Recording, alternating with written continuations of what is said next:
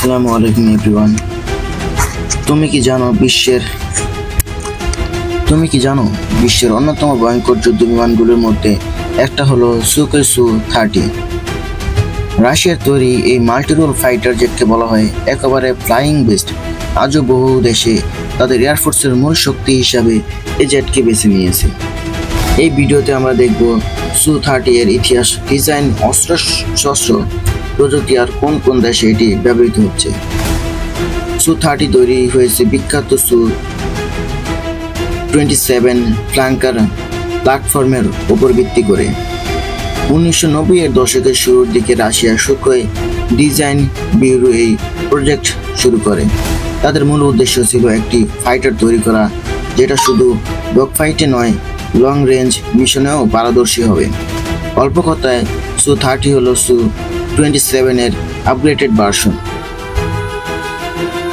যেটা সব আবহাওয়ার দিক কিংবা রাত যুদ্ধ করার জন্য ডিজাইন করা হয়েছে। সু-30 হলো 2 সিটের মাল্টিরোল ফাইটার। এর দৈর্ঘ্য প্রায় 21.9 মিটার, ডানার প্রসার 14.7 মিটার। সবচেয়ে বড় ব্যাপার হলো এর সুপার ম্যানুভেবিলিটি। উন্নত থার্ড ভেক্টরি ইঞ্জিনের কারণে সু-30 এমন সব মুভ করতে পারে যেটা অনেক জেটের পক্ষে অসম্ভব, যেমন কোবরা ম্যানুভার। এটা শুধু শো করার জন্য নয়, বরং আকাশ যুদ্ধে শত্রুকে ফাঁকি দিয়ে টার্গেট লক করার জন্য দারুণ কার্যকর। সু-30 বহন করতে পারে প্রায় 80 কেজির বেশি, 8,000 কেজির বেশি অস্ত্র এর মধ্যে আছে। Air to air missile R-77, R-73, air to ground missile KS-31, KS-59, laser guided bomb, anti-ship missile. পাশাপাশি এতে আছে 30 মিমি GS-301 আটককামান, যা কাছের দূরত্ব শত্রুকে ধ্বংস করার জন্য যথেষ্ট। মানে আকাশ হোক বা স্থল, শত্রুর জন্য এই প্লেন সবসময় এক দুঃস্বপ্ন। সু-30 আছে শক্তিশালী No-11M ব্রাশ রাডার।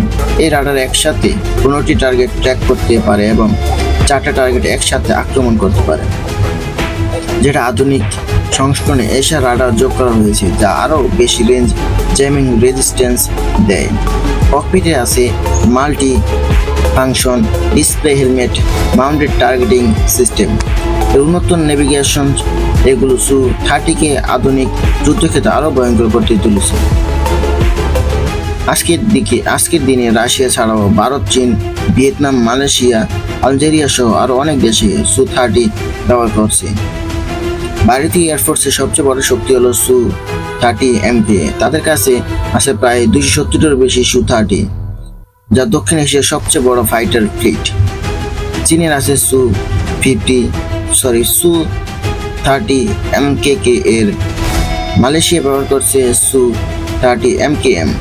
প্রতিটি দেশে এই জেটকে কাস্টমাইজ করে তৈরি করা হয়েছে তাদের প্রয়োজন অনুযায়ী। তুলনা ও প্রতিদ্বন্দ্বিতা। সু-30 এর প্রতিদ্বন্দ্বিতা হলো Dassault Rafale France, F-15 Eagle America, F-16 fighting Falcon America, Z-10C চীন।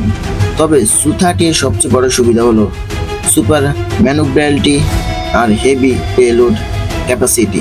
তবে দুর্বলতাও আছে, এর মেনটেন্যান্স খরচ বেশি আর এটি 5th জেনারেশন স্টেলথ জেট নয়। অনেকে প্রশ্ন করেন, বাংলাদেশ কি ভবিষ্যতে সু-30 কিনতে পারে? আসলে বাংলাদেশ এয়ারফোর্স গোল 2030 অনুযায়ী নতুন জেনারেশন যুদ্ধবিমান কিনতে চাইছে। সু-30 ছিল একটি সম্ভাব্য অপশন, যদিও এখন সবচেয়ে বেশি আলোচনায় আছে চীনের Z-10C। তবে যদি বাংলাদেশ সু-30 নিত তাহলে আকাশে এটা অনেক বড় শক্তি হতো। সবকিছু মিলিয়ে সু-30 হলো এমন একটা যুদ্ধ বিমান যেটাকে সহজে অবহেলা করা যায় না। এর সুপার ম্যানুভেবিলিটি, ভারী অস্ত্র বহনের ক্ষমতা ও আধুনিক রাডার আর লং রেঞ্জ ক্ষমতা একই করেছে 4th জেনারেশন ফাইটার মধ্যে অন্যতম সেরা। এই কারণে একে বলা হয় the flying best of the sky. আজকের ভিডিওটি এই পর্যন্তই। দেখা হচ্ছে পরবর্তী কোনো ভিডিও নিয়ে। সে পর্যন্ত সবাই ভালো থাকবেন, সুস্থ থাকবেন। আল্লাহ হাফেজ।